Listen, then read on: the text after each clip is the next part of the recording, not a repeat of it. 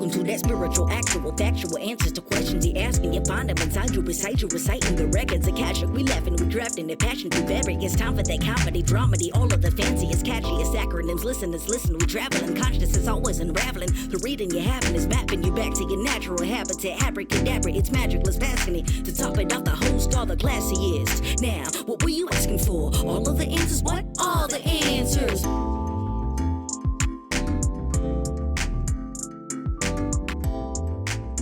Well, hello, Katie Rubin. Hello. We just finished that whole Cisco job. Well, that was fun. That was weird. It was fun. What were we doing? We were being virtual coaches for people who were in a live space. So they were at a convention and they would go into a cubicle and then we would be on screen and they'd be like, coach me. Yep, on like public speaking skills. And also we did like warm-ups for people we were teaching them how to like prepare to go on stage or prepare to do a pitch, like warm up your voice, warm up your body. Yep.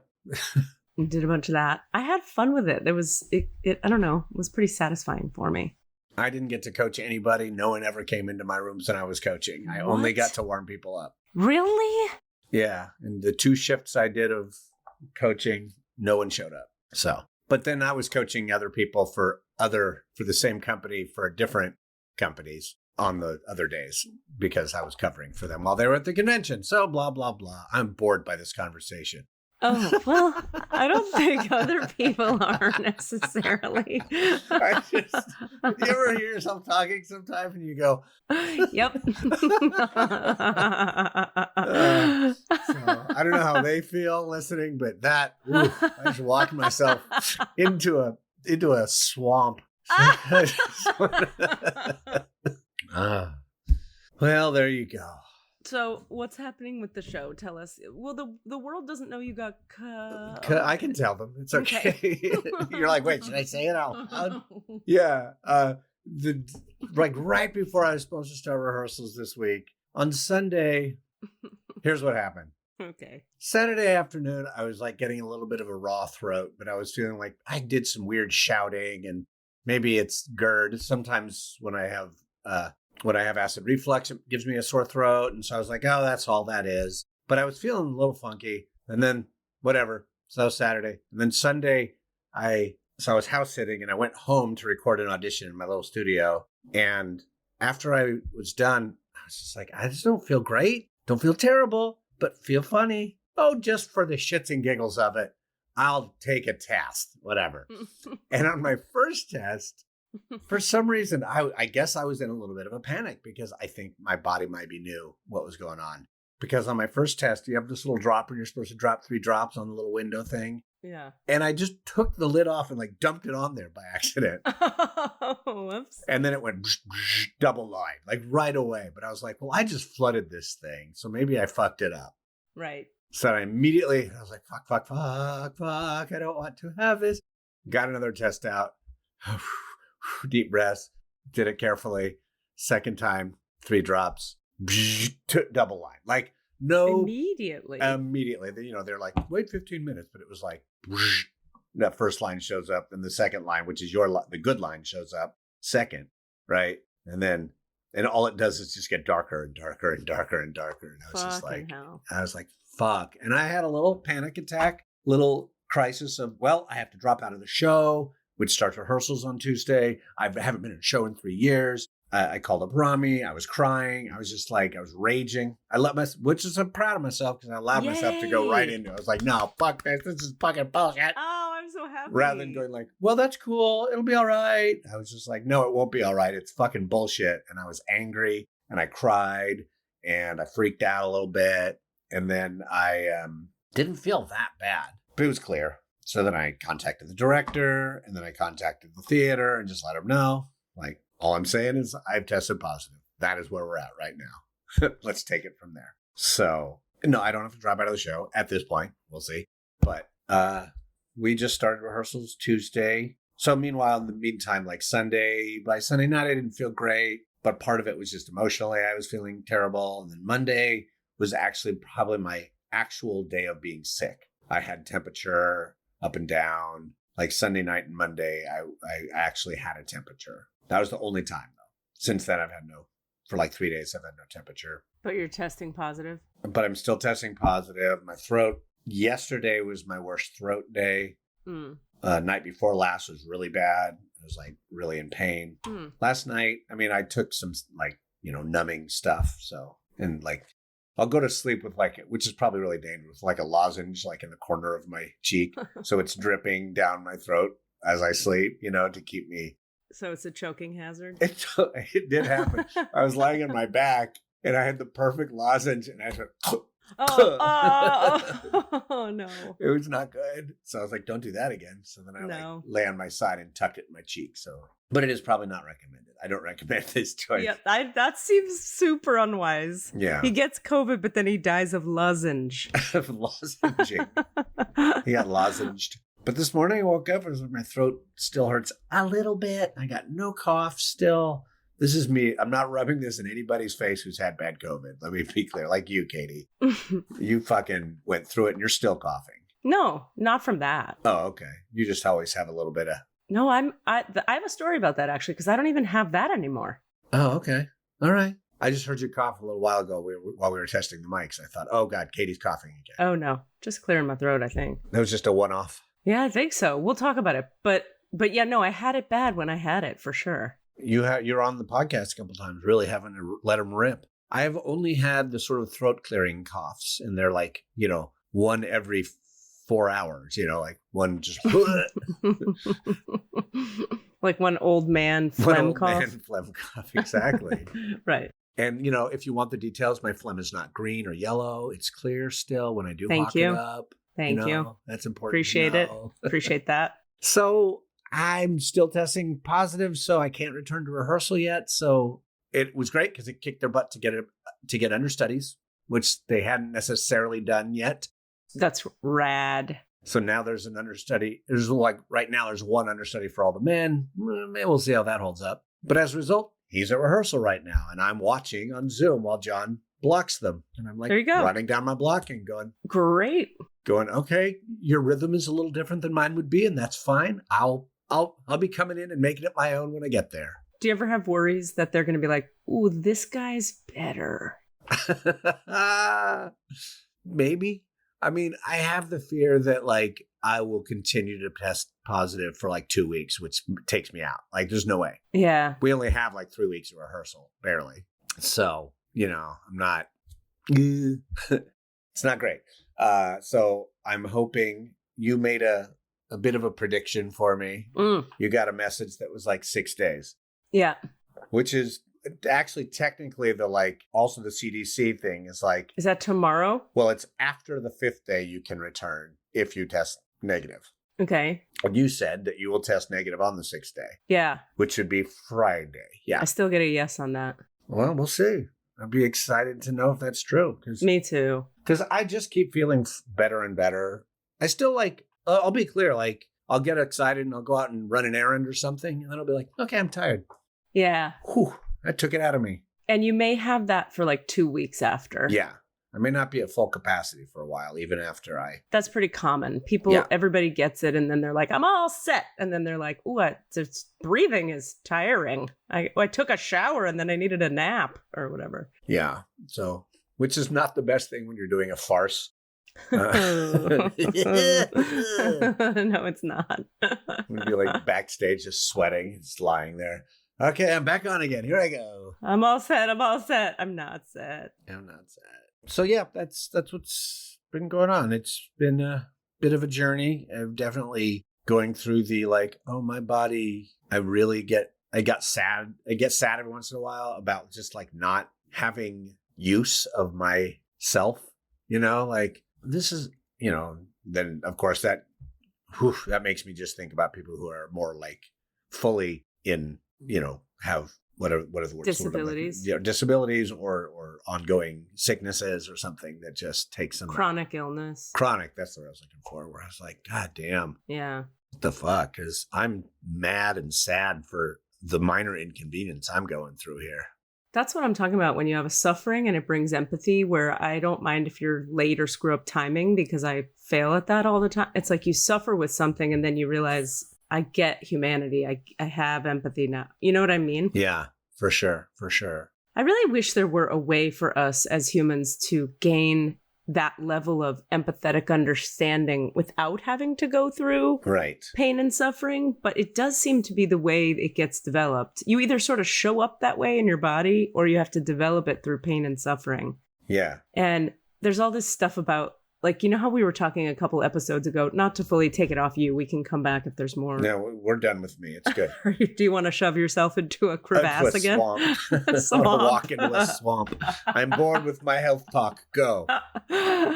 Death. When I think about that prediction we were talking about a couple weeks ago that somebody else said, not me, where in 2065 all the wars happen and then the sun shoots a thing past the earth and the earth tilt changes and then everybody drowns and then we have a whole new earth and a whole new sort of tribe of humans that redo things.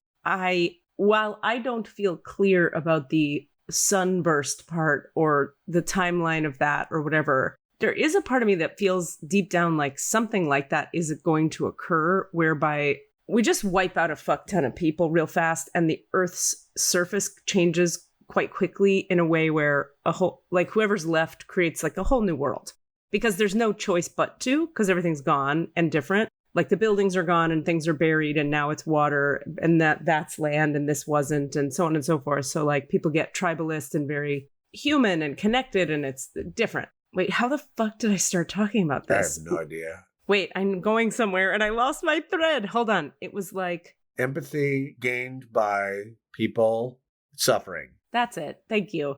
So it's like when I've heard that prediction stated, and I've heard it in various forms, they talk about the people who remain functioning from a really different place. And I can imagine that if you survive, if you're one of the survivors of the earth tilts and you feel that, and most people you know drown or are burned up by the sun, that's going to be so traumatizing that you're like, I get it.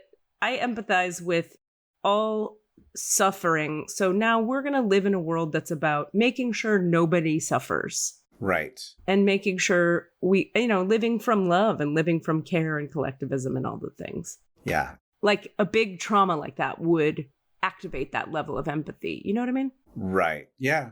I mean, I wish that people could create empathy with their imagination.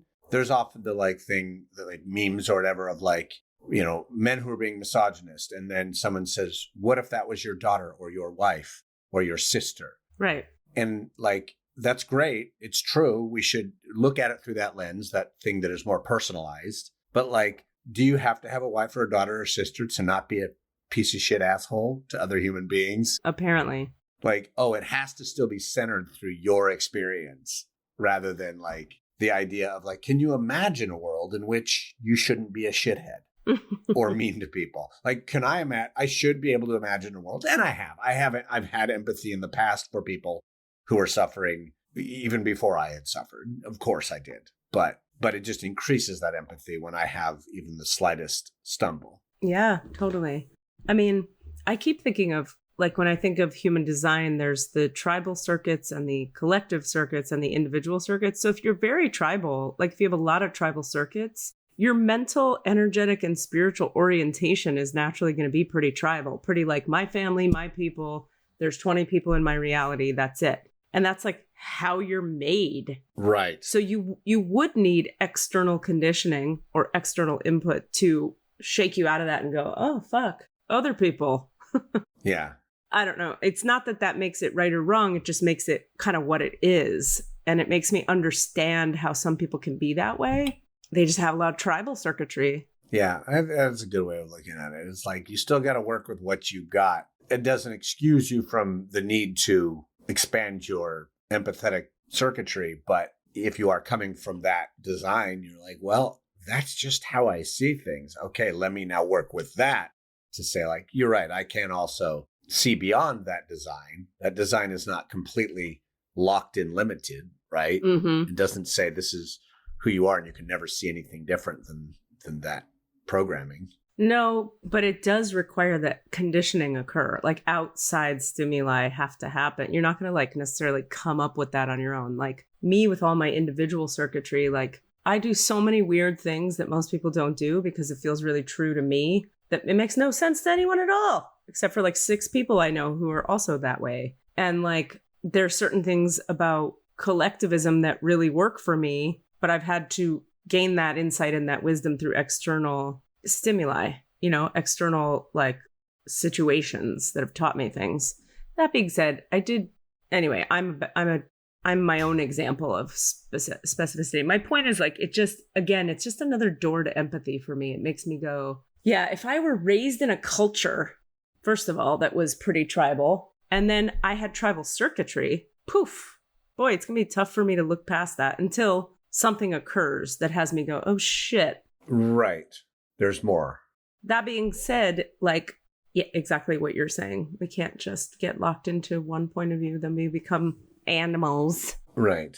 Aminos, like little squeezer. Well, then it makes me think about like people who like leave a white supremacist cult or something, you know, like who leave, they became a skinhead, right? A Nazi skinhead, and then they left because they had a change of heart. They actually, yeah, like those are impressive, more impressive than my like. Totally. I was raised liberal and I just got more progressive, you know, like that's yeah. Fucking easy. But like, right, for someone to like be deeply programmed into a space for whatever reason, and then to break out of that space. Whew. I'm really actually obsessed with that kind of stuff. Like I love thinking about that. Exactly that thing. Like, did I tell you this ever that I have a friend who was a deprogrammer from the Moonies? He like helped to deprogram Mooney people? She was a Moonie. Oh, okay. Born and raised. Woke up and was like, this is some bullshit, I'm out. Fled in the night, hitchhiked as a 16-year-old or something, got out, wrote a book about it, had a whole tech career. And then in the middle of her tech career was like, I have to help people get out. Holy Moses. Became a fucking deprogrammer. So get this shit. I met her at a writing retreat. How cool is that? She would get in a fucking van. This woman in her like late 30s, early 40s, just like me, right? Would get in a fucking van with the windows barred up, you know, whatever, the painted windows, and like a driver. And they would just like drive up to close to the Mooney camp. And like if a Mooney girl was just like walking on the road, they would kidnap them, pull them in the truck and be like, okay, here's the deal. They're lying to you about this, this, and that. This is fucked in bullshit. Do you ever think about this, this, and that? And have you ever wondered? We'll be here in this van if you ever want to come back. And then they let them go. So they kind of like poke them with reality. And then they're like, this is what the van looks like. We'll be here on Thursdays at 7. Don't tell anyone. Was she the subject of a Lifetime movie at some point? Shouldn't she be? My God. Brian is here, and also, so should your friend be a guest on our podcast. That's such a good idea. Yeah. And I'm probably remembering parts of it wrong, so she could correct my erroneous you memory. You never do that. You never make the story a little better. Nah. Nah. I'm very grounded and normal. I also want to hear about what's going on for you in Jacksonville, but let's do that when Brian gets here. Okay. Yeah, let's let him in. Yeah, right. Yeah. Yeah, why not? Come on. No. This guy. Do you remember this guy? This guy? Mr. Rodvein? Ooh, with his fancy... Ooh, that was a cool move. How did you do that, Brian? What did I do? You had a slow-mo close-up happen with your camera. Your camera, like it auto-adjusted on you. Do you have the new iPad? Yeah. Oh, yeah. The new fancy iPads do that. It follows you. It's creepy. I got, Kira was going on tour, and I had a iPad Pro. It worked well for her being able to give lessons while she's on the road, so I got a small little nice one, and now it does this freakishly observant move. That's really real. Freakishly observant moves. I like also that you're in the devil's workshop right now. That's music. It's all red. It's red in the room that he's in, and it looks very, very devilly. Are you a Satanist? I'm not opposed to it. Okay. But are you a practicing Satanist at this moment? No. Wow. That would have been interesting. I'm not that interesting. I thought you guys had me on because I'm not interesting. That's exactly it. Damn it, I forgot. For the listeners, Did I misunderstand the invite? I thought it was like, we need dull motherfuckers.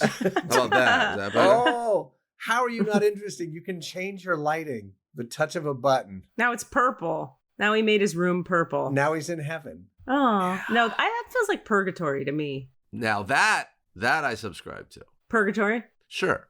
Oh, say more about that. Let's tell people who Brian is. All right. Welcome to the podcast, All the Answers. This is Brian Rodvein. Brian Rodvein is a musician extraordinaire, specifically a percussionist of many styles and types and ways. He is a friend of ours from the improvisational world. We got into an interesting experiment with Brian a couple of years ago before Katie left us and before, God rest her soul, and before the pandemic occurred, where we were trying to do improv comedy with drums. That was what we were working on. We were working on that idea. That's a couple of things about Brian. I still love the idea. I love the idea. I thought the idea was great. I just, it would just have to, there was just more to it. There was more. There's a lot more exploration to be done. We needed time in the game. Totally. So we do this thing where we get together and we be sassy and we be funny and we be irreverent, but we also just be real. And then we do spiritual shit. We talk about spiritual shit. And we don't know how much you know about this podcast, so I'm filling you in a little bit, Brian. Yeah, the records. Okay, so usually we get into the Akashic. That's just a phrase. He's just uttering random phrases. He's like, God. The records. Science. That's a thing. Math. Vinyl? I don't know. It's all vinyl, right? Yep. I was like, there's gonna be records involved. I was like, fuck, I love vinyl. Let's do it. We don't do digital. We don't, it's all vinyl. It's all analog, spiritual analog. It's vinyls for the soul. Yeah, I've talked to you before. You've had conversations. I'm aware that there's light. That's why I did light. I was trying to be, Yeah. I don't know. I just happy to fucking see you. And yeah, I love, let's talk about it. So anyway, to finish it, it's like one thing we do with guests. We're going to ask you a few questions. Tell us about yourself, about your relationship to spirit or not spirit, consciousness or not, atheism or not, whatever it is for you is welcome here. And then after we chit chat, we'll, if you want to, I can open what's called your Akashic records and like answer questions for you that you might have about your life or reality or your dharma or your past lives. And we can do energy clearing to heal your whatever you want to heal or not. Because sometimes guests come on and they're like, I don't want to do the records thing. And we're like, word, you don't have to. So we had one guest who was like, no, Katie, because you scare me. Your power scares me. Straight up. Not a negative. He was just like, I don't actually want to know what you can tell me about myself. That's too much. But that's an understandable yes as a concept, right? Like I definitely woke up this morning and that was the question I asked myself. Yeah. It had nothing to do with me personally. Yeah, no, not at all. Just more like, yeah, how much do I want to know or how much do I want to lean into my perception that I know? Yeah. Right? Yep. I get that. So I woke up and I was like, nah. Yeah, I think it's cool though. So I like to have fun. Yeah, fun is good. We're all fun. There's gonna be titties and a lot of fun, a lot of margaritas. We're gonna do margaritas, titties, and God. Body shots. We're gonna do margaritas. I miss we're you, gonna Katie. I have to be plain and straightforward about that. We're gonna do them through a straw into our noses. That's how you do them. Megan the Stallion is gonna be on a little later. It's gonna be awesome. What is that about? Can we talk about that for a second? The pronunciation. It's just sass. It's just irreverence. I'm so white and old. There are 2 E's on Megan the Stallion. I know why. What's happening? I don't know. Brian, you're the musician. Explain. Help us, Brian. We're so white and old. I'm not familiar completely with the origin story of that, but I imagine that, creative people kid around a lot and have good senses of humor and shit gets said and then boom, right? Like that gets locked in. My name in the freeze was Gift of Godvian. Like, come on, That's right? great, though. But that's great. Well, Right, but Brian probably didn't choose it. You didn't go like, please call me the gift of God. no, it was ridiculous. Anthony and David, when we first stopped playing, I hadn't even met them, and they immediately like, what's your last name? Rodvein, Gift of Godvian. And that was it. I hadn't even met. It was like, wait, you can't. Oh, you just did. Yeah. Yeah. That's how that goes. Anyway, so I think without knowing the specifics, I think those things, there'll be a nickname, there'll be something that gets said randomly, and then that makes its way into the thing, and then all of a sudden, you're years down the line, you're like, wait, I've been going by this thing. Like, I think Sting at a gig was wearing a yellow and black shirt, and someone, like, it was a bumblebee, and they were like, Sting, and he kept it. I mean, I think that shit happens all the time. I think you're right. I also think, I like to think about, like, possibilities for how it became the Thee, like it's Shakespearean, sure. Like she's really secretly into Shakespeare. Maybe. I think that'd be great. You don't know that she's not. Right, exactly. Isn't Megan the Stallion? I really like saying it all together. It's so silly. Isn't that human?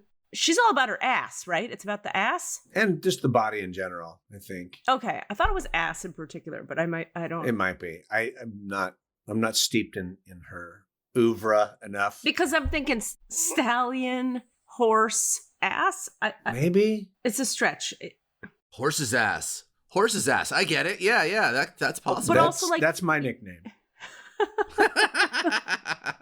That's actually your actual name. Your nickname's Cassidy. Well, it's ass. It's Ass Brown. Acidy Brown. Casshole. That's right. I forgot about that. I like Acidy Brown a lot. It's so dumb. Acidy Brown sounds like a Peanut character. Yeah. or like a sleuth. Well, you guys are both referencing things that actually exist. Encyclopedia Brown and Charlie Brown. Right. But Acidy. No one said we were creative. We're just yeah. No one said we weren't referencing shit. That's true. So you were involved with those guys? What are they called? The Freeze. The Freeze. Yeah, we played at the Climate, and was our original kind of run of many shows. And Crisis Hopkins also was at the Climate, and that was an improv troupe I was involved with Sam Shaw, who was also on the show, Oh. who then became Brown, Rubin, and Shaw. Yes, sounds like a fucking accountant firm, law firm, exactly. Thank you. Or law. I don't know. That sounded more like an LLP, like accountant thing. But, okay. Do you know how I kept trying to talk Sam into letting us call our group the Law Offices of Brown, Rubin, and Shaw? But he was not into it. He would not let it happen. Yes. I know that Brian would have been on board with that. I would have forced Sam to be on board with that. I tried. You can't. It's hard to force Sam. You might have had that power too. Like, because I would have said, What's bothering you? Let's open the records and talk about it, Sam, because it's not. It's a good name, and are you worried that it's like has anti-Semitic or Semitic? Like, what's the? I would ask, like, what's the actual problem? I asked him many times. Maybe he's scared of you. Of course he is.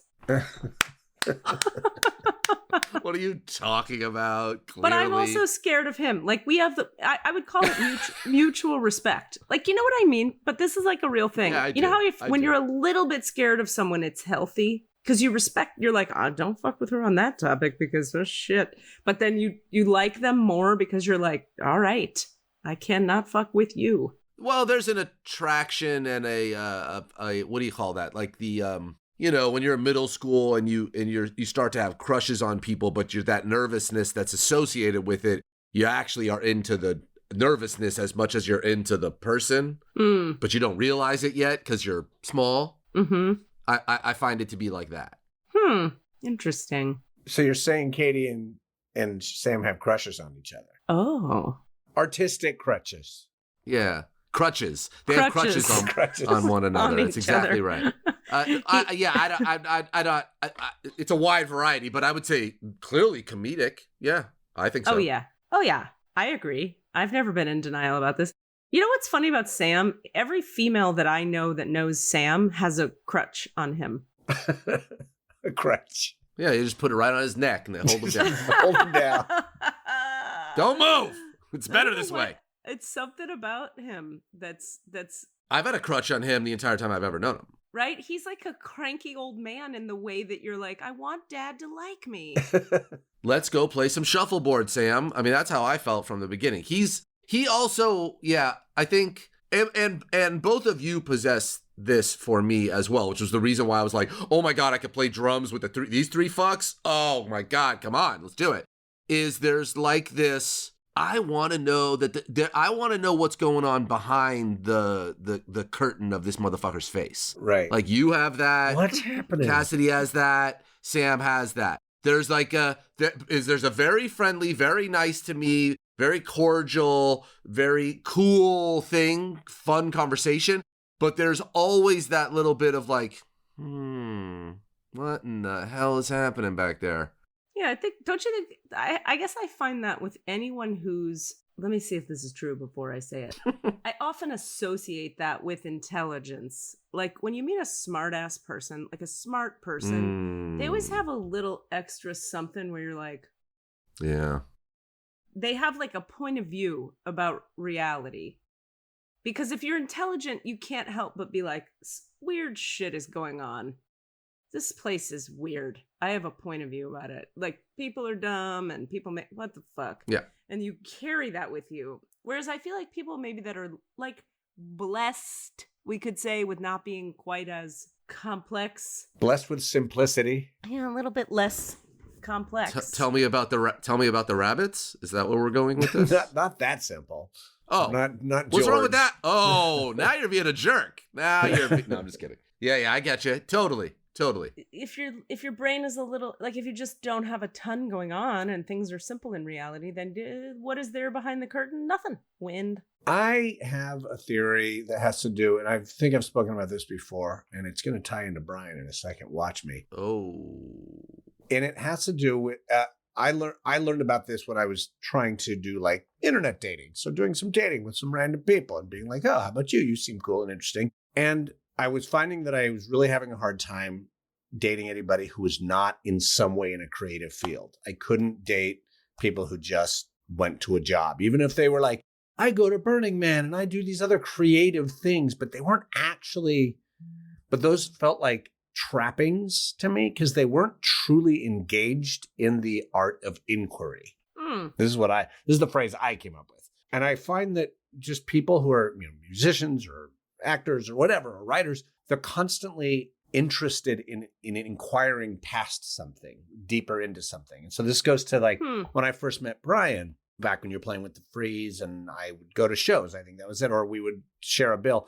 But like right away, I remember I was kind of thinking, oh, these are the cool kids. What are they doing? They're doing this cool thing. And you were this cool musician in my mind. And you were immediately like, hey, you're cool. Let's be friends. Like there was an energy where you reached out right away and you were like, sit down right next to me, talk to me. Let's fucking do this. And I was like, who is this guy? Why is he so nice to me? Honestly, that's what I was thinking. But it's because you were immediately interested in in my perspective on whatever was going on.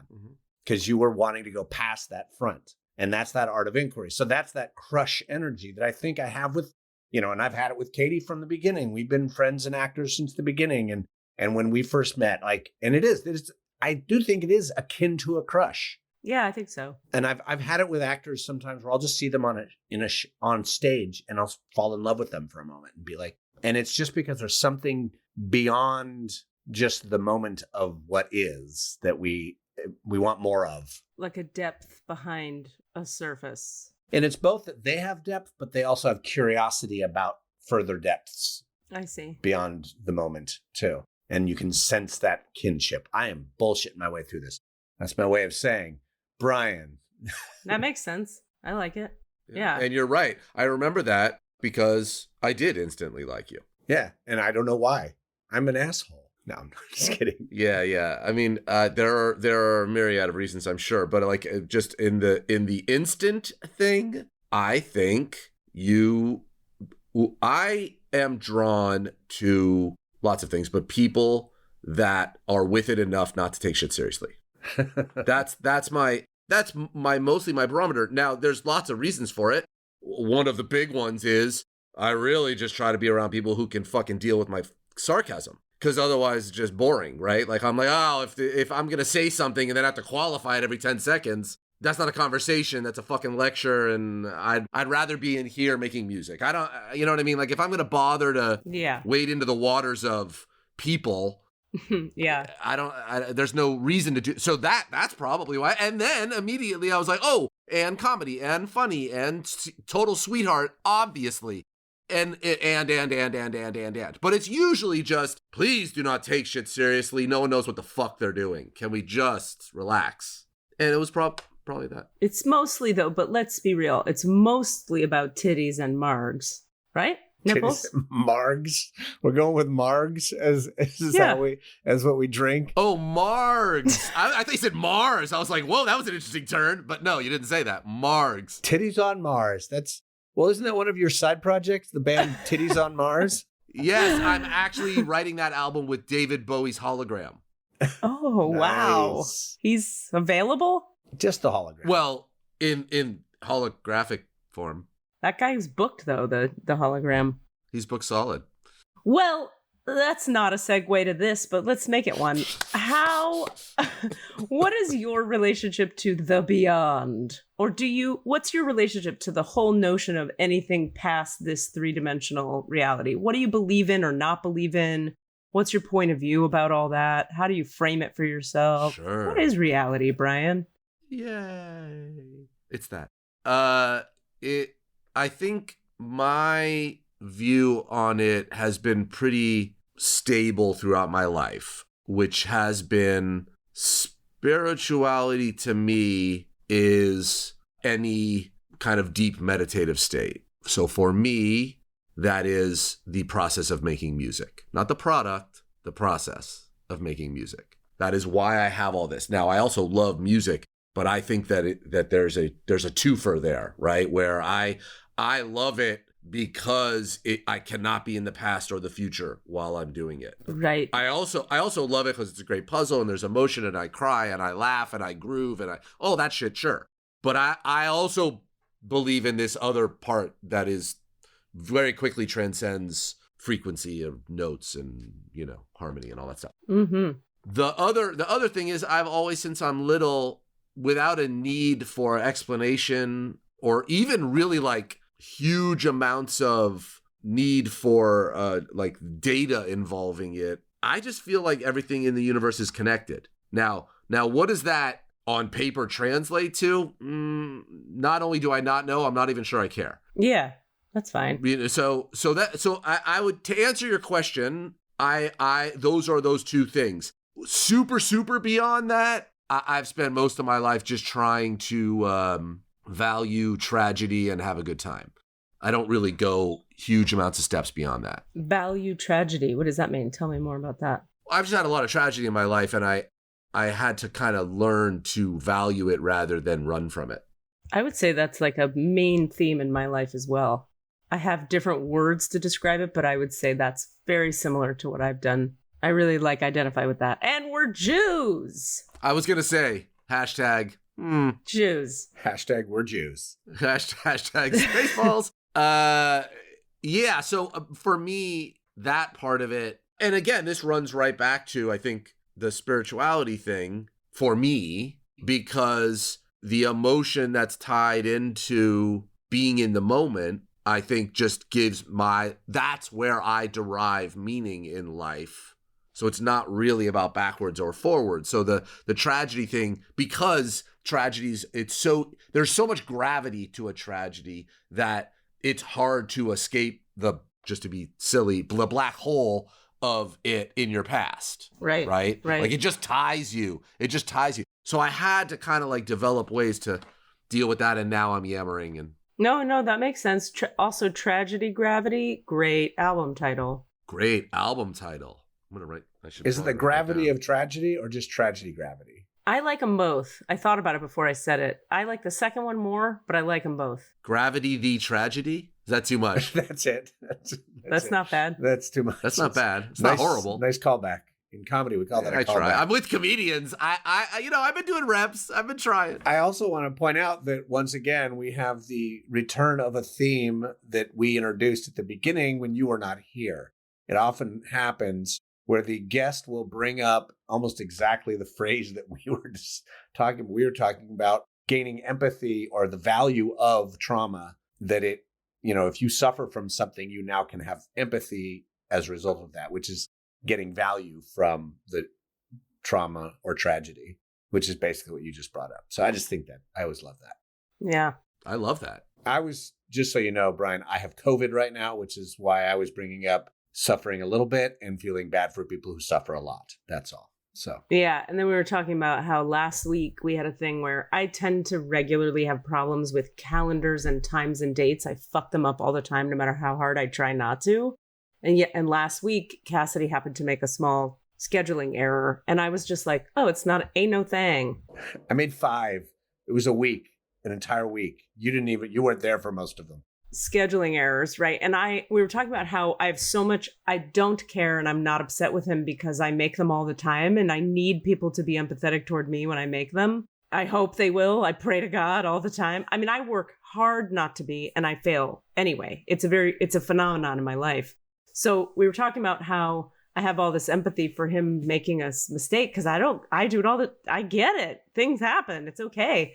But then it all leads to this idea of, you got to go through shit to care about other people. And then today we were talking about, wouldn't it be nice if the human race could just have empathy without having to go through suffering in order to develop empathy? That'd be nice. Yeah, and it's not impossible. I mean, I think if we develop, I don't want to tangent too much on this, but I've had this thought before. Tangent away. If the right type... Which is the name of the sailboat that you'll have when you're older. That you get from the album sales. Of Gravity Tragedy. My royalties from this podcast will pay for it. From Tragedy Right. v. Gravity. I think if the right type of AI system was built that was your buddy from when you're really young, and it was built to develop empathy in all humans, but you just had a buddy, like you have friends, right? But this buddy was literally with you because, I look at my niece who's 5 or 6. Sorry, Brie, I don't remember your age. I think it's 6. She's so much more fluid with dealing with a human than dealing with a digital thing, it's literally all totally fluid. So I feel like there will be AI, in air quotes, friends, but that are built to really unearth in a, I don't know, almost like you're in therapy with Carl Jung or something. It's just it's an ongoing thing, but it's literally ongoing to the point where the person doesn't think about it. It's just ongoing. Right. And it just brings about a better understanding of how to tap into your empathy. So programmed with empathy from the beginning by the society that has created this system that installs a little robot child with every new robot child that is born. Every new human child that is born is assigned a robot child, and they are then taught or programmed with empathy to teach you empathy. Kind of. It's a great idea. It's never going to go wrong. That's super not a dystopian nightmare that you're describing. We're already going wrong. Who cares about wrong? That's not at all the beginning of a Black Mirror episode in any way. Well, first of all, I don't know if it'd be a robot. Robot has a body. I'm talking about software, but okay, we'll sidestep that. So it's an implant. Totally. Couldn't go wrong either. I think that would be fine. It's never going to get hacked. Anyway, I didn't want a tangent. I'm just saying a lot of empathy. Why not? Well, because I want to get to the vinyl. We got time. This is it. This is it. Great. Oh, awesome. Yeah. So yeah, I just feel that if you're tracing a person's level of empathy to their experiences, and some portion of those experiences are exceedingly difficult. Right. I just don't think all of that is so linear that if you were to have conversations over the course of your life, you couldn't learn a lot that is harvested in that. That's all I'm saying. Perhaps it depends on the type of individual as well. Because I think with me, sure, knowing who I was, had you could have talked my ear off, I wouldn't have given 2 fucks. I couldn't have heard shit because I was so stubborn and rigid and traumatized, really, and defensive and reactive and angry, that there was all this healing needed that never could have happened through talking. But that's me, and I'm just me, right? You're just awesome. But I would say I would throw out a heavy maybe there because Another album title? Because heavy maybe. This is just endless titles. This is great. This is the whole purpose of this. I didn't even realize. I didn't know that was the goal. I didn't know that was the goal of this. Neither did we. We're creating your next 5 singles. Heavy maybe.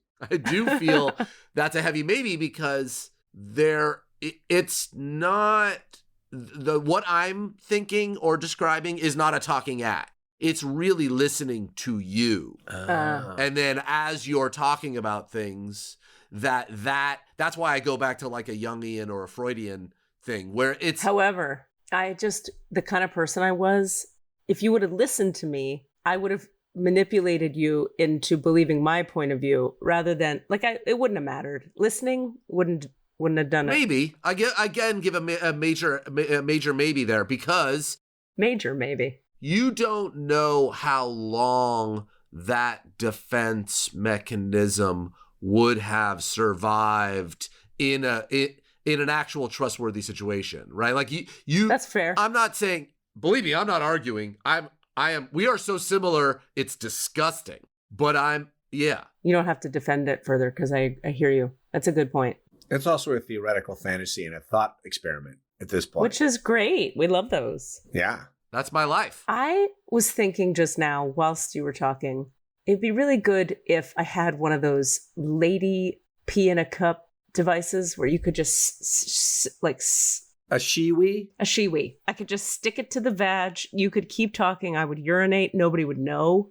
You might hear the wee in the background, weeing. You do have that nice new mic, so. I just feel like it's a fountain here that I have. It's a water feature. But I don't want to get up and go pee is my point. I want to pee into a... So should we just pause?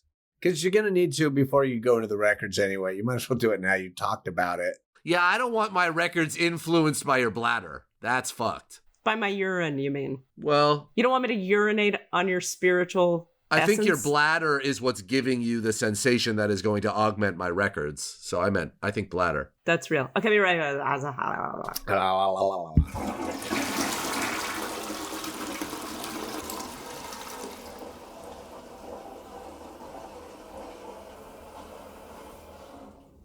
I am now really wanting to look at some point, Brian. I hope you'll come back because I want to look at your human design chart. We're not done. Because I know, but I'm saying if we're going to do other stuff, we won't have time. But we could do that because I'm like, I have all these theories now.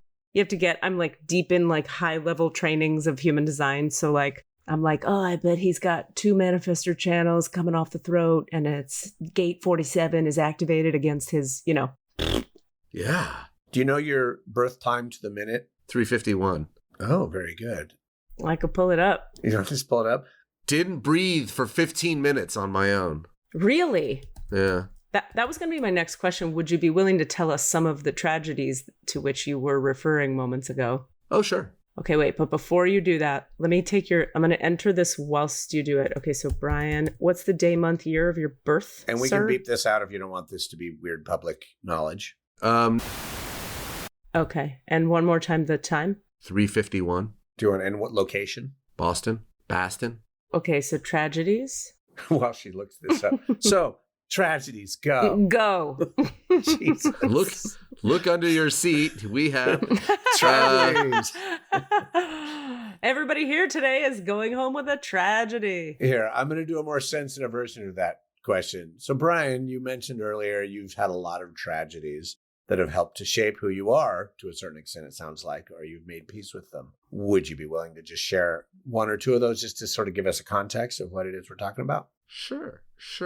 And I think I would say up front that tragedy is a big word, right? And everybody has their own experiences in life, and I just want to, kind of be respectful of that.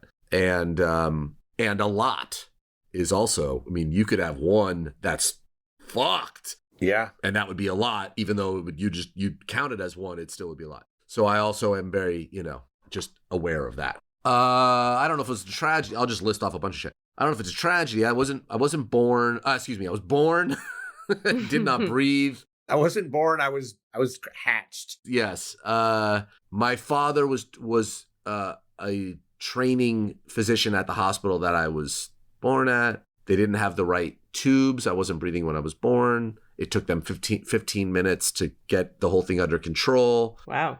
He was not happy about that. So the mythology in my understanding of the story goes.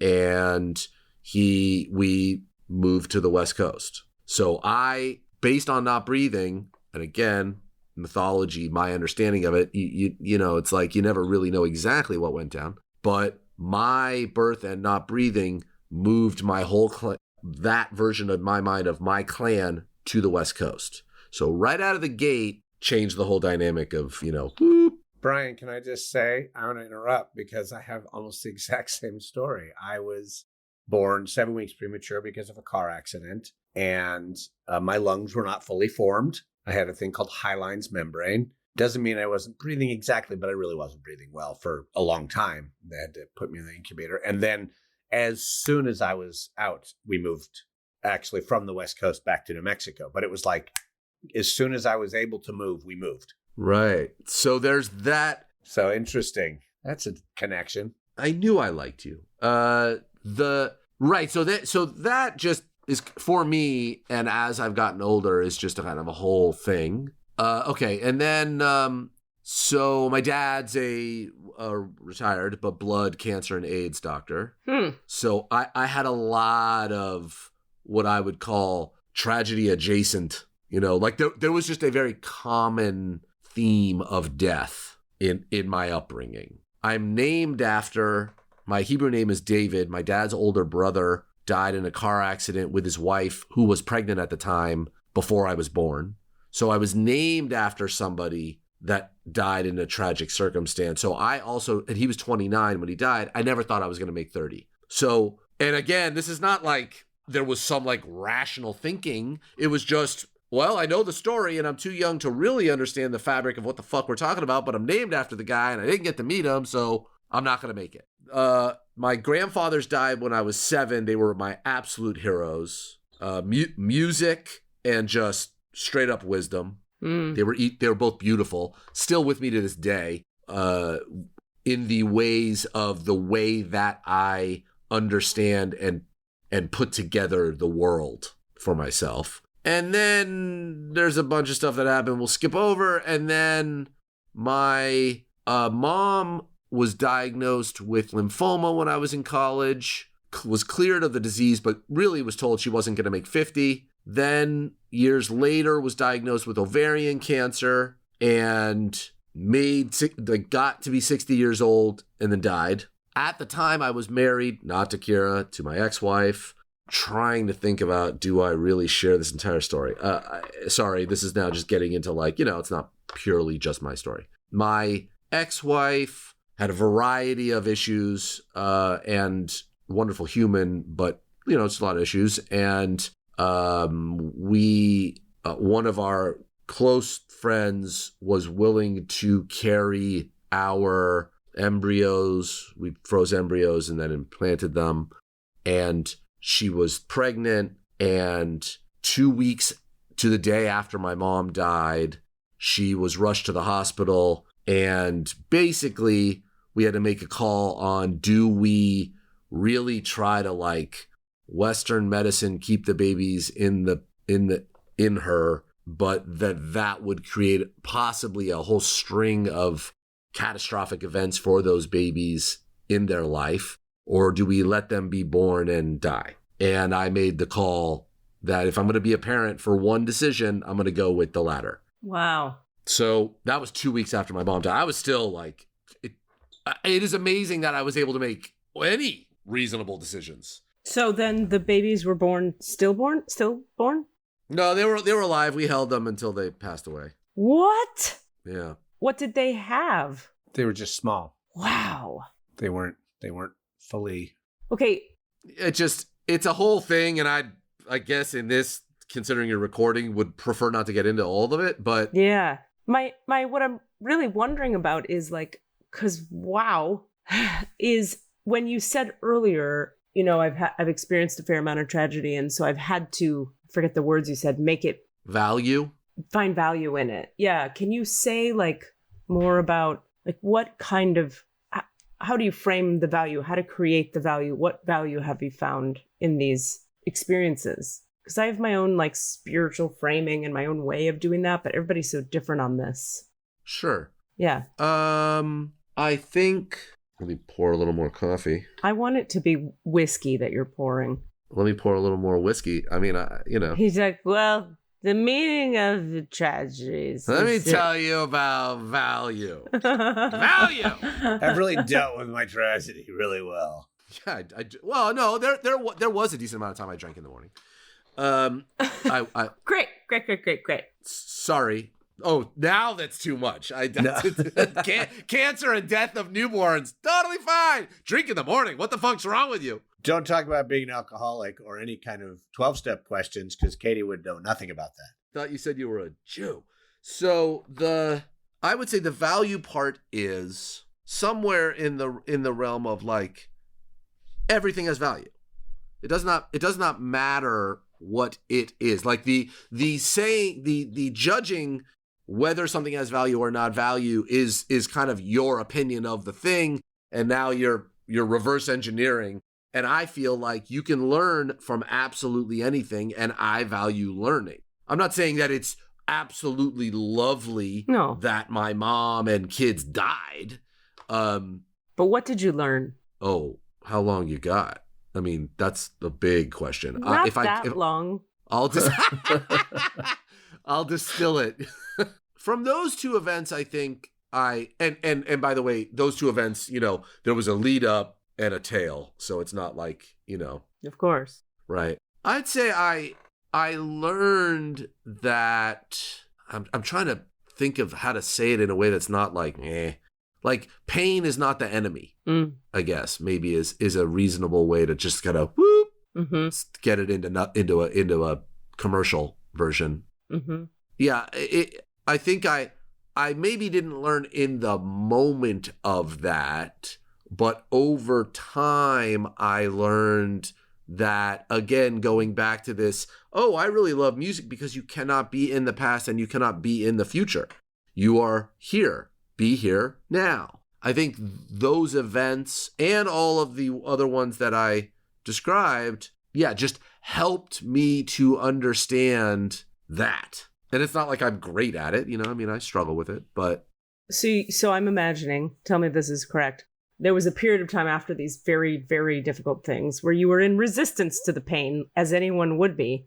And then that you went through some kind of process with it whereby you had to realize, you know what, if I resist this pain, it doesn't fucking help. It makes it worse. So I'm going to embrace the pain, own it, and like let it move through me. Something like that? Yeah, I would say that sounds good. I mean, it's, I think I resisted just a lot. I don't even know if I was just resisting the pain. Sure. I think I was, other things happened post that point, but then like 7 or 8 months later, I met Kira. So Kira represents, the part of the story that got me to kind of just pay more attention to, well, how do I feel? I'm very other oriented, even though obviously as a clown, that's maybe sometimes hard to figure out. Mm-hmm. But I'm very, very other oriented, and I was in pain, but not had never fully developed the tools to be with it, understand it at the level that I could write, like unravel it, And she helped you get present to your pain? Yeah, I think so. I mean, I was already definitely in agony, and she's definitely told me some stories where she's like, that was that could not have been fun. She's like, it wasn't even fun for me, so I can imagine it was agony for you. But yeah, overall, I think she kind of was like, I'm interested in you. You don't have to be so oriented towards me that you aren't oriented towards you. Right, yeah. I think that was the first person that I really was like, fully on the page of like, wait, but I love this person. I'm with this person. That is an extremely interesting comment. Let's get in. Let me get into that. Of course, I will say I've been writing songs for many, many, many, many years. And the way I write lyrics is I play music and sing and kind of let the subconscious come out. So of course I started looking at a lot of songs that I had written over the 20 years previous. And of course it was like, oh geez. Look at this. So it was kind of it was like a altogether mishmash. It was and to be fair, it has been for the last 15 or 16 years a process. Wow. I love when I hear someone say that their partner showed up and was this like incredible influence on them in a way that brought them to awarenesses they might not have come to without them. That's such a nice thing to hear. Yeah. I have a really different kind of trajectory, so that particular trajectory always is curious and interesting to me. Yeah, totally. It's without getting emotional, I mean, it's the thing. Feel free to get emotional. That's what we do. I've cried many times on this podcast. All the time. Amen. Well, that can happen at the drop of a hat with me. So we shall see. But yeah, I think with what you're saying, right? It's like where you meet someone and you're interested in that person, but then once you've now spent enough time with them that now you're really getting to know one another, right? Rather than the initial part. But the initial part's dope. We all know that. But then the next phase, I think when that's at its most beautiful, it's because that next phase is that person helping you to know yourself. It flips the flashlight around, and now all of a sudden you're like, whoa, right, I think this, or I feel this, or I experience that. Whoa, I'm being harder on myself than I need to be, or it's okay if I feel the way I feel. Whatever. So for you, relationships, that's what they're for, is to see yourself more clearly. Well, that's what it became when I met Kira, yeah. Got it. Okay. Yeah. I'm just looking at your chart as you say that. Oh, yeah. What are you learning? I like how, this is all the answers, but it's just in your head. You get to have the answers, but everybody else can go fuck themselves. I didn't get that at first. Now I understand. No, you give us all the answers, Brian. We're just going to sit here and listen. Oh, okay. No, it is true that, the tongue-in-cheek title is, you have questions. We will have answers. And we being really Katie, and Katie really being the record keeper / God, the all that is. So do you want to get into your records, Brian, or no? I have no reason to say no to that. I'm fascinated. Okay. Hey, what's up, everybody? Rami here. When people talk about the divine masculine or the divine feminine, I feel alienated and angry. And I don't know what they mean, because they are assuming that I have the same set of coordinates for what masculine or feminine mean that they do. Why would they make that assumption that I have those same coordinates? They shouldn't. I wish instead that they would use descriptive words. There are so many descriptive words, the energy of the dark mystery, the energy of fire, the energy, etc. There's so many descriptive words out there that you could use. And if you use them, the people listening will have a pretty good idea of what you're saying, instead of this thing, this thing that isn't a description, and that relies on assumptions and stereotypes, and perpetuates assumptions and stereotypes. And as somebody who doesn't identify with the gender binary, you lose me. I feel alienated, I feel angry, and I stop having the ability to listen to the wisdom that you are trying to impart. And I think I'm not alone. That's it. Rami's rules. Should I change the color for this new portion? Or? If you like. Do you have a golden light? Yeah, golden. Can you be more angelic, please? It's hard, Katie. Look at that. It's a little vomit yellow, isn't it? Oh, I'm colorblind. Can you just tell me? Maybe slightly whiter. Oh, now it's just a bright room. Now it just looks like it's well lit. There we go. That's a little, I think that's good. Right there. Orange. I think that's mood. Cassidy likes it. We'll keep it. You're fucking welcome. It wasn't vomit yellow. I mean, I don't know if we were going to get. All right, Brian, what's your full legal name? Legal. The records need the legal name. Brian, Brian Douglas, Douglas. Rodvein, Rod as in David, V as in Victor, IEN as in Nancy. Okay, I'm going to tell you one thing about your design. You have a channel that is called, sorry, my eyesight is so bad. It's called a concentration channel. It's gate 9 meeting gate 52, which forms a channel. Any two gates that meet, they form these things called channels that connect things called centers. It's an energy of attention focused on details that influences the entire design as a whole. Inner authority forces you to focus on improving something that you can then share with others. So this is a channel that's about focus and detail and improving things. Then you have another channel called 1858, it's called the channel of judgment, but it's not about judgment in the way that we hear that word. It's about having the energy to improve patterns. It's a design that requires a constant burst of energy. You should not impose your opinion. You just need to wait for the moment of implementation, but you're going to have a ton of energy to make corrections to things that for you are not correct. So it's interesting because that was, yeah. So knowing you just a little, I'm like, yeah, that sounds like Brian. That's there. Yeah, it's certainly that. And also, like, as a musician, a lot of musicians I know, you kind of have to be pretty damn detail oriented to succeed and be good at music over time. Like, it's so math in a way, and like, but you have to have that magic combination of that detail-y mathiness with the receptivity and the openness to have the feeling to be able to groove. So it's like, so that's why musicians I think are so interesting, because they have the mind and the body. They've got like math and salsa all in one place. And that's cool. That's a cool combo. But anyway, those detail channels was what I was ing about. You also have the 1034 channel, which is it's a power channel that goes from which center to which center. You're also the only person who has ever unbidden spelled their entire name to Katie in telling them.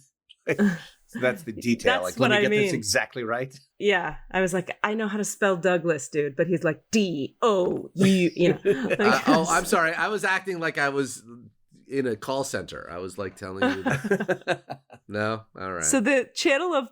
Some of my jokes meander. I apologize. Not all jokes get laughs. We can still appreciate them without chuckles. Mwah. Exactly. Of power goes straight from the sacral center to the G center, those are powerful centers. Meaning, this is a different channel you have, which is all about power and potency in the moment, but it's not connected to your throat. So it doesn't know how to say words all the time, but it has a lot of energy in the moment and a lot of power in the moment. Let's read how it's stated here. It's the gate of the behavior of self meets the gate of power. When it comes together, it's purely generated. It comes in response to things. The channel through which, when you're behaving correctly, they're powerfully correct, a lot of power, powerful presence, very useful to be in response, not great to just initiate because it'll be too much for people. But when it's in response, it can be very useful. Pure empowerment by being and responding. It's an individual circuit, so it's very true to itself, and it's a very pure expression of self. And so people, when they're in your presence and that channel is activated, they are getting a strong sense of how to, that channel empowers others by it's such a pure self-expression channel that when people are around you, they go like, wow, he is not hiding. That is him being him, and that empowers me to be me. Is the purpose of the channel when it's functioning correctly. So everything in human design is about, if you follow what's called your strategy and authority, you're going to be functioning correctly as yourself, which is a whole journey you take of deconditioning to really become the truth. But that's little introductory bits there about your particular design. And love it. The reason I wanted to look at it was I was like, what is this potency about Brian? And I was guessing it was what we call manifestor channels, but it's not manifestor channels. It's the 1034 meets the the things I described are what I've been experiencing. I was assuming it was other stuff, but it was those things, which is just fun kind of for me to look at. Totally. And learn the different frequencies as they resonate through people's bodies. And there's like so much more I could say about it that's why I keep holding back on talking about it. Because as soon as we open that door, we're not doing the records. We're doing that, which is fine. I get it. Yeah. I get it. Maybe I can come back because I love that. I mean, I like anything that is about you. Oh my God. That is it. Stroke the ego. Appreciate it. Only positive stuff though. No, I think anything that gets me to think about myself in a way that is helpful to better understanding myself and then being more present in the world is valuable. Circles right back to the thing, right? So all good. I mean, that's why I read stuff.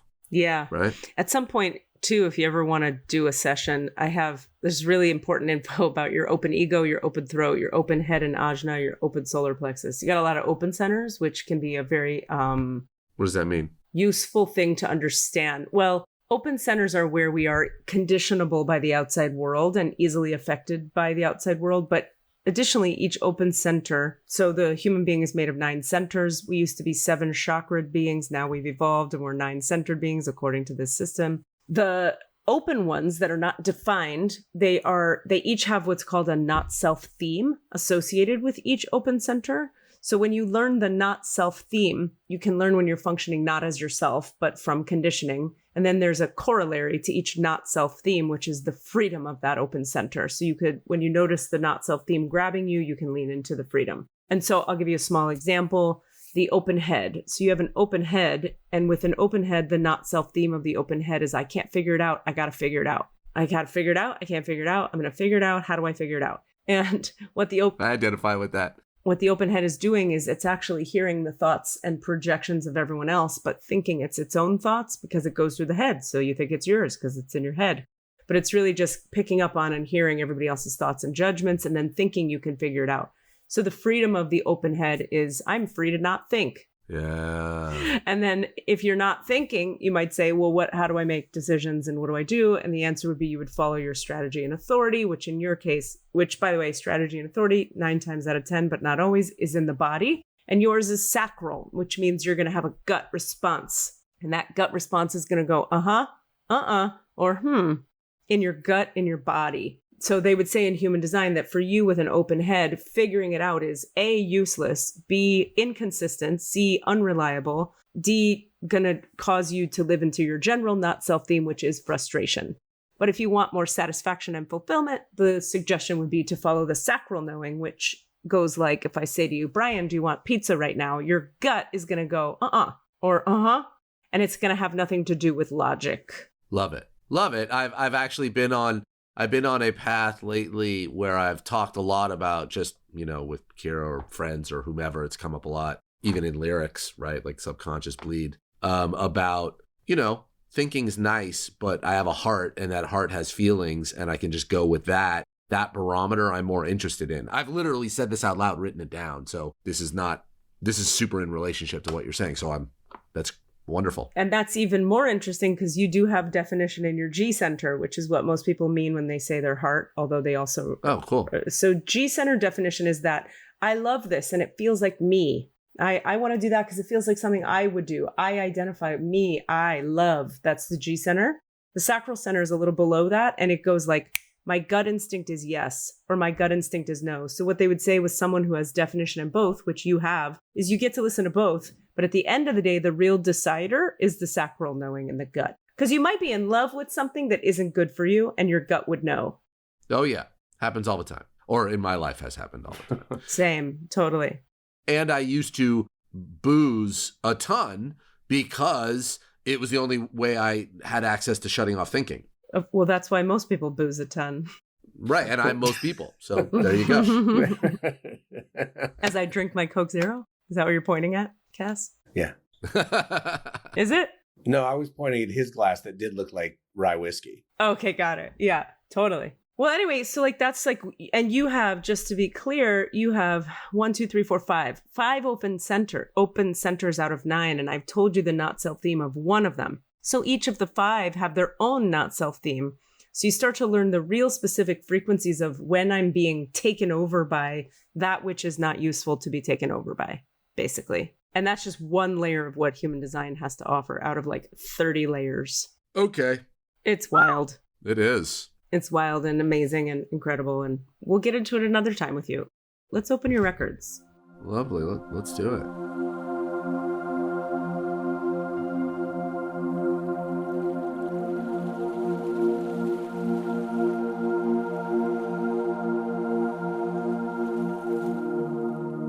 I'm going to close my eyes and do weird stuff now.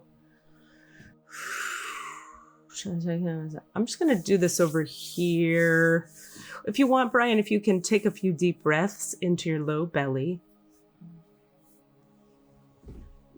And if you can relax just a little bit the back into the chair.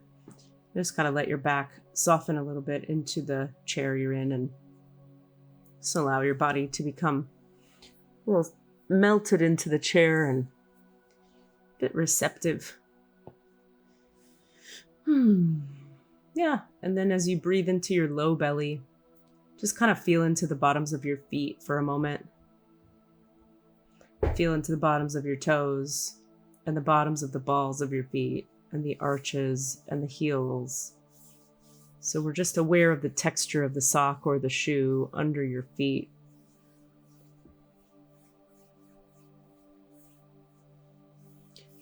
Yeah, and as you're just connected in that way, I'm just going to say this little prayer that will drop me into your records. And so we do acknowledge the forces of light, asking for guidance, direction, and courage to know the truth, as it is revealed for our highest good and the highest good of everyone connected to us. Holy Spirit of divine light, protect me, please, from all forms of self-centeredness, and direct my attention to the work at hand. Help me to know Brian Douglas Rodvein in the light of the Akashic Records. Help me to see Brian Douglas Rodvein through the eyes of the Lords of the Records, and enable me, please, to share the wisdom and compassion that the masters, teachers, and loved ones of Brian Douglas Rodvein have for Brian Douglas Rodvein.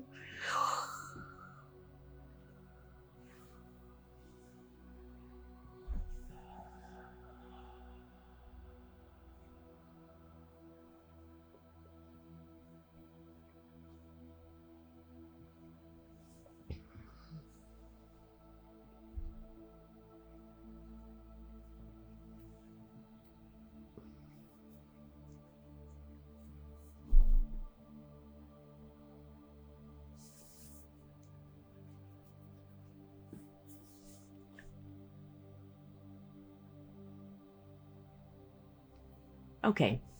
I'm just going to keep my eyes closed for just a minute, as it just helps me stay connected to this space. But feel free to open yours or close them, whatever's comfortable for you.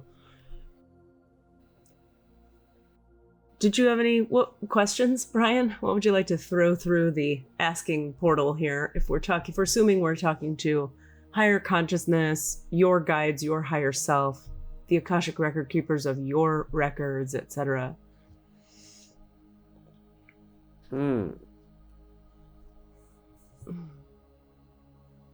Question that comes to mind is, how am I doing? That's nice.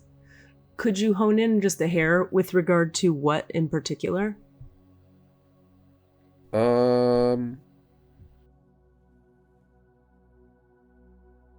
Usually time and creativity is my, how I kind of operate as to the barometer for how I'm doing, just how much time and creative and, love I'm giving to my loved ones. But for me personally, am I best using my creativity? I don't know if that's more specific or not, but that super is. Are you best? So truth, consciousness, Brian Douglas Rodvein's record keepers, is he most effectively using his creative energy. Yes. Let's sit with something for a second here. So, okay. That's funny because now they take me back to the chart.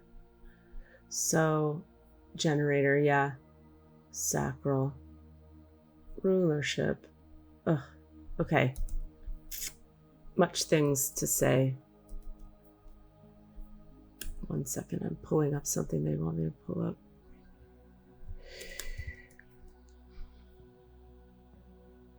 Yeah. So you have the energy to promote yourself as a leader. I'm just going to read this thing and then I'm going to talk. They're talking and it's talking, and here we go. Your skills in spinning your image will sell your ability to lead. This is not a fact-based enterprise. Your ability to lead is based on the marketing energy that you possess. You're here to be a leader and sell yourself as a leader. Just make sure you have the goods to get it done. This is what's called your incarnation cross, which yours is called the right angle cross of rulership. Number 4. There's 4 of those rulership crosses. You have the 4th one. The incarnation cross speaks to what your life looks like when day to day, when you're functioning correctly as yourself. So this piece is here and this piece is present. Another thing that's present is the awareness of the value of what it is to be a generator. So generators, which is your type, are meant to be living into the question, who am I to myself? And also, is the work I'm doing satisfying and fulfilling in the moment I'm doing it? Am I satisfied and fulfilled with the doing of what I'm doing, rather than am I satisfied and fulfilled with the outcome of what I'm doing? And the piece they give here, all of that was meant as context for the piece that's being channeled. And now I can't see you guys because I closed all that to open this. There you are. And even though I'm not going to look at you for a second, you have a capacity for spinning yourself into crazy town with hyper analytic concern about outcomes, when in fact your journey is about satisfaction in the moment. So we would reroute the question toward you in your general direction to say, is what you're doing satisfying to you, fulfilling to you in the moment you're doing it? And we've heard you say today already, yes, in so many ways, yes. You love the work, you love doing it, etc., and so on. The moments where you're not creating music, you could ask yourself in these moments as well, who am I to myself? And is what I'm doing now satisfying and fulfilling? Or am I beginning to function from any of the not self themes? Or another way to say that in your case would be, am I functioning from obligation, codependent enmeshment, people pleasing, or the need to prove I have worth and value? Anytime you get into, I should say these words to prove something, proving any kind of proving. We've talked about this here before, but in your case, it's quite relevant. You're going to drain yourself and find yourself frustrated and exhausted. But the trick is, because you have such a powerful chart and design and a powerful body, you can tolerate a lot of frustration. So you think that's part of life, but we would offer you there's even more freedom and joy to be had in your life if you were to never again function from the need to prove to anyone anything ever.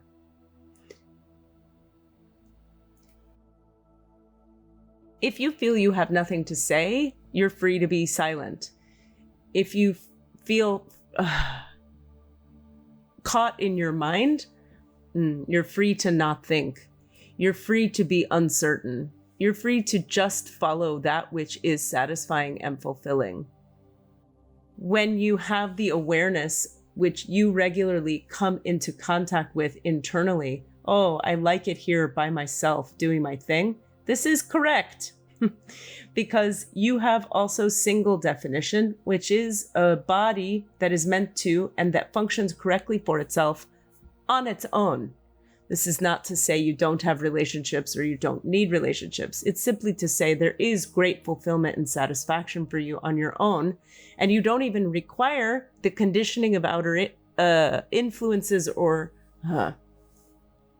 outer stimulation in order to accomplish that which is satisfying for you. Although many times in your mind, you think you should. So the shoulds, of course, as we all have learned on human earth, those of you doing your work, which is all of you here, the shoulds never serve to bring you closer to your own fulfillment and satisfaction as a generator. The shoulds take you into tailspins of wondering and doubt and criticism. And so you are free to not think and instead respond with that sacral knowing in your body. If it is unsatisfying for you, draining, exhausting, or creates specifically frustration, it's not for you. So, how are you doing was the question with regard to creativity and time. Good, really well, except for when you trip yourself out about how you're doing.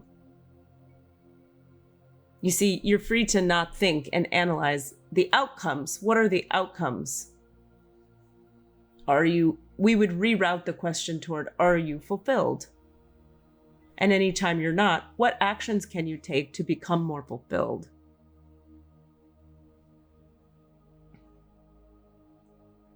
We watch you torture yourself. We, being emissaries of love and light and oneness and unity, wish for you to not be tortured. And we step back and offer you the freedom to choose as much torture as you desire.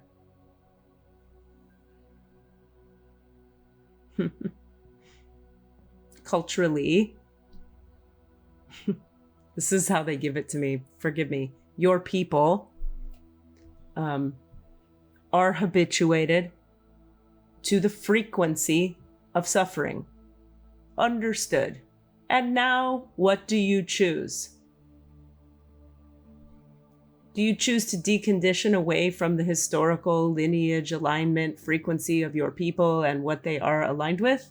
Or do you want to keep that? It is a choice. You can pretend there's no way out, but this is delusional. And you, being as powerful as you are, have a lot of choice in the matter, a lot of say in the matter. Challenge comes from those not self themes gripping you and you listening, giving them any time of day. You can think, Brian, of the thoughts going through your head as useless noise.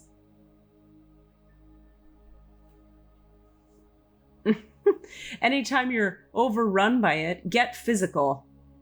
This is so interesting because they're like, go for a run, move your body, go for a swim, lift weights, fuck something, have sex, dance. Anything visceral in the body will get you back into connection with that which matters and is relevant to you, which is the sacral knowing or the gut sense of what needs doing. What actually needs doing? There is nothing that needs thinking. Not in your life. In some people's lives, yes. And in this world, particularly the world you're from, there is a hyper focus on and a valuing of thinking.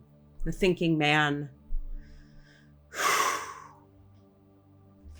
But this is not the truth of your design and your orientation and your purpose in this lifetime, in this body for you. Does this make sense? Resonate? Questions? Oh, you're asking me? Yeah. Oh yeah, it makes sense. A lot. I mean, I've just been emotional the whole time. Yeah. It's great. That's nice. Yeah. It's great. Sounds like my mom, and I miss my mom. So, maybe not in some of the exact words or phrases, but in the general flavor of that. Would you like to talk to her? Sure. You don't have to. It's just an offer. Well, yeah. I mean... What's her name? Raina? Mm-hmm. Rayna? Mm-hmm. Middle name? Yeah. Gay? Gay? Mm-hmm. Rosenzweig. Rodvein. Sorry, I think of her maiden name because I don't know where in the timeline you need her name. That's fine. Rodvein. Okay. Rena Gay Rodvein. Whew. I can already feel her. All right, so we're asking to align with the frequency and the consciousness of Rena Gay Rodvein.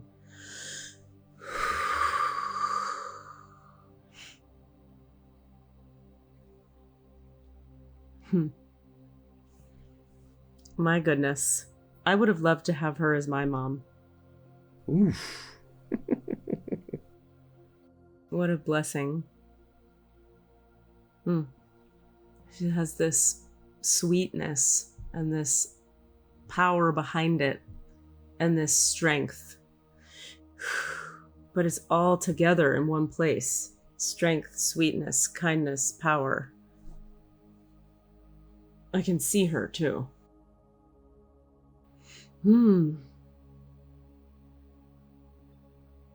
So I guess, Raina, do you have any words for Brian? That would be what I would ask Brian. Do you want to frame that differently? That's great. Okay.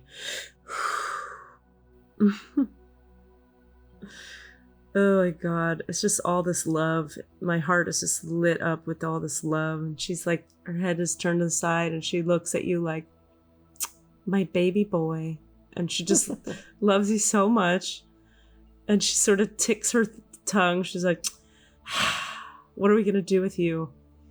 You're so delightful and crazy. She's just beaming at you. Just beaming all this love. Do you have words for him? She's like, not really. I just love him so much. Okay. If only I could have had you as my mom, Raina. She's like, oh, honey, I know. I understand. She just feels for me. She's like watching my whole... Sorry, I distracted away from you because she's now watching my whole childhood and going like, oof, I wish I could have been there too. All good. So how do you feel, Raina, about how Brian's doing? Oh, she has a little bit higher pitch. You know, I just wish he were nicer to himself. You know, I love him so much. He's doing so well. He gets in his own way. He thinks too much. You know, sometimes I wish he did less self-harming things. I'm so happy about his partner. She's so wonderful.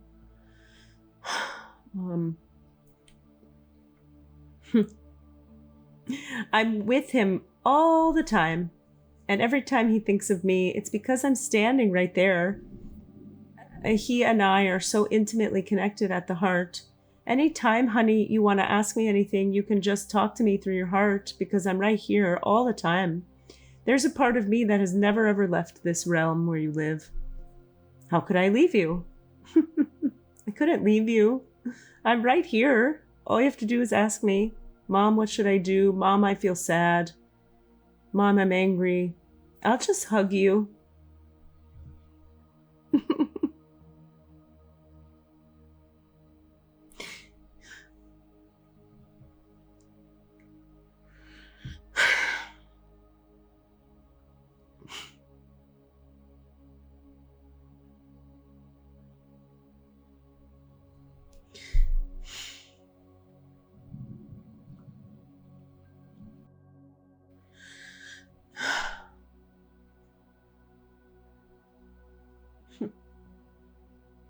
Human beings have it so backwards so much of the time. They think they have something to figure out, something to understand, when really they just need to be loved when they're having a hard moment. I tried so hard to give you that, but you're stubborn. And that's okay too.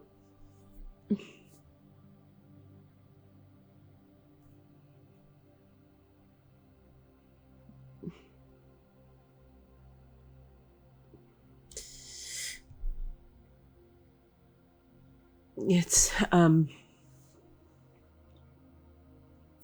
I've not ever before felt someone's mom so close by. And I've also not felt it like this before, what it feels like to have a mom. Like she showed me just now when she was saying that, in my body, I got to feel what it would be like to have a mom in your heart where you could just feel sad and be loved at the same moment by a person. I don't have a frame of reference for that experience personally, so that was really, really something for me. So thank you for being here. You gave me a big gift.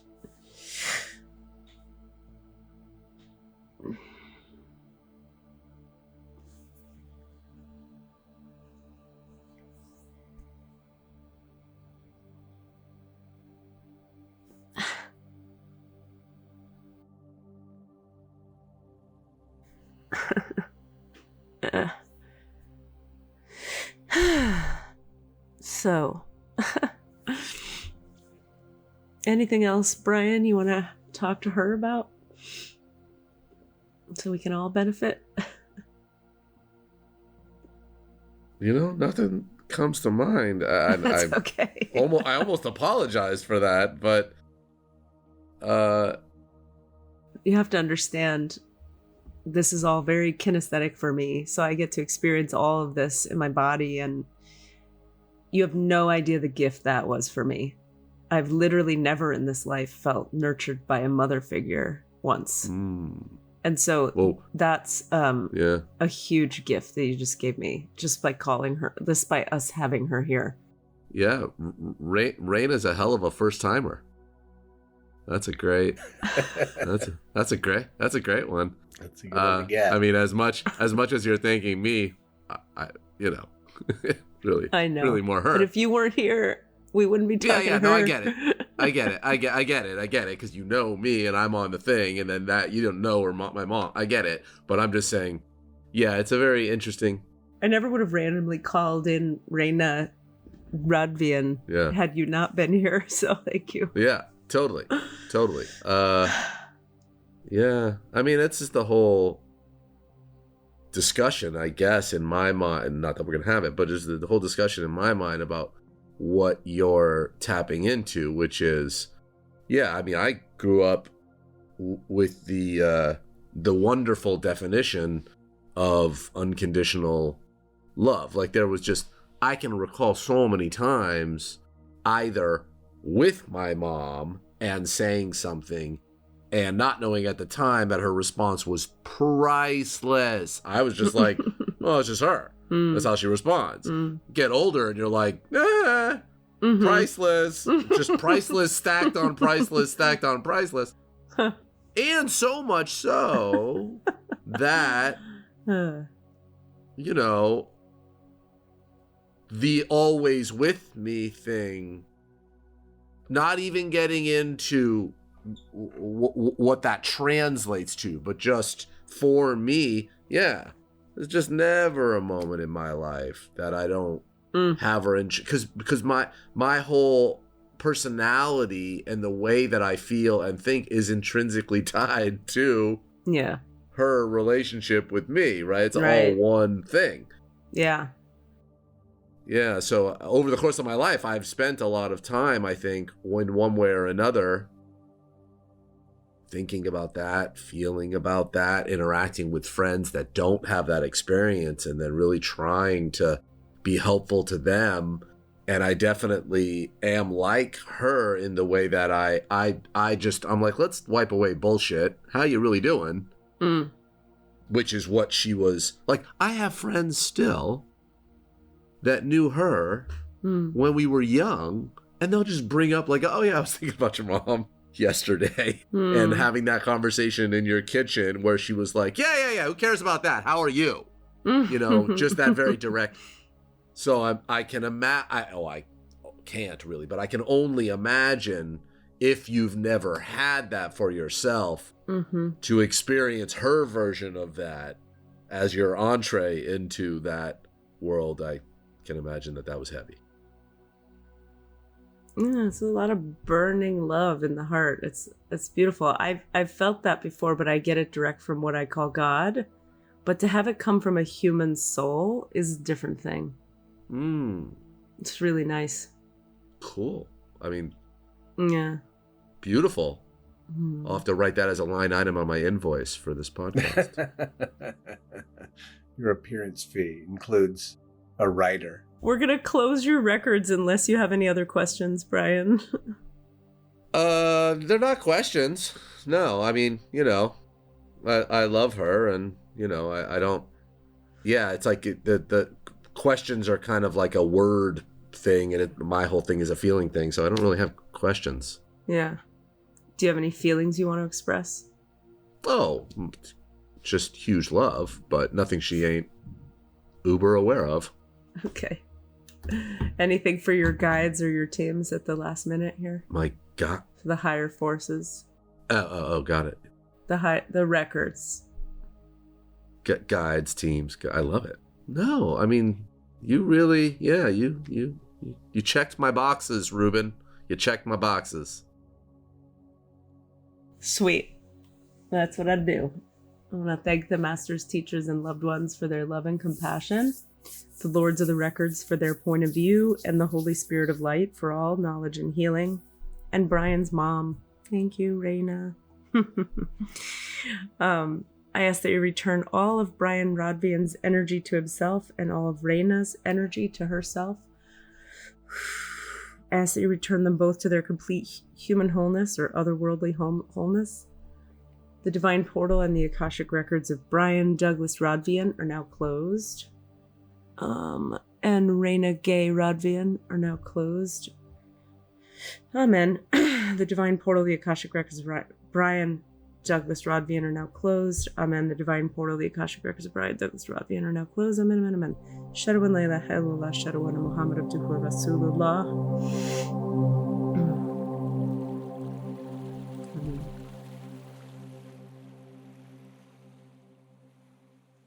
Okay. Juicy. What was that language at the end? Arabic. Nice. Nice. Anything that comes out of the desert. Hebrew, any of those languages, I love them. Yeah. Love them. Those Love them. desert languages really carry a lot of power. I'm parched. That's what it sounds like. All those languages. I mean, even at my bar mitzvah, I'm like, doesn't this just sound like they're parched? Doesn't it? It does. That is. That's what it feels like. It's like they should have been 7-Elevens in the Middle East. We wouldn't have had the problem. Adonai, can I get some water? I need an egg cream. Adonai. Baruch atah. Adonai Eloheinu. Oh, whoa. What? I'm a Jewannabe. Jewannabe. Oh, I like that. I've been Jew adjacent for a big part of my adult life. It's good. Thank you both. Oh, it's beautiful. Thank you. That was awesome. Really, thank you for being here. Thanks for a fun conversation. You are very welcome. Anytime. Alrighty. Well, you're the best. You all should do your work. Do your work. And Brian, stay handsome. Don't think. Only do. I'm trying to stay handsome. I mean, having a best friend and being married to that person and that person being gorgeous is like, and I'm a little bit older. It's like, oh fuck, I gotta do this right. Yeah, you gotta look good. Luckily she loves me for who I am, not for what I look like. Here's the thing, Brian. This is the part that I've been struggling with for the last 3 years. Yes. It is okay for you to get good things. All the good things. It's deeper than you think. It's okay for you to receive good things, like a beautiful person in your life. Yeah. You deserve her as she does you. So amen and thank you, and I very much appreciate hearing that, because I need to think it and feel it and hear it more often. But she shoves it down my throat all the time. She's like, shut the fuck up. Shut the fuck up. You're awesome. Yeah, she's on tour right now. I'm going to be going to New Orleans and playing with her. Anyway, first time I'm going to be able to gig. Gig in New Orleans with Kira. First time. Stop it. First time for me. Yeah, isn't that Get great? out of here. Get out of here. Then I'm going to drive to Austin and we're going to gig in Austin and be on the radio. Oh, stop it. Stop talking. Cool. Delightful. We love you. Mwah. Have a great day, everybody. Mwah. Love you, Cass. Love you guys. Bless you all. Love ya. Be well. Let's all do our work. Bye. Bye. Bye. What are you asking for? All of the answers? Say what? All of the answers? Yeah, all the answers. Hey guys, thanks for listening. We'd love to hear from you. Please email us with your questions so that we have questions to answer in the Akashic Records. Our email address is allanswerspod@gmail.com. That's allanswerspod@gmail.com. And if you'd like to find us on Facebook or Twitter, it's @allanswerspod, @allanswerspod. Thank you.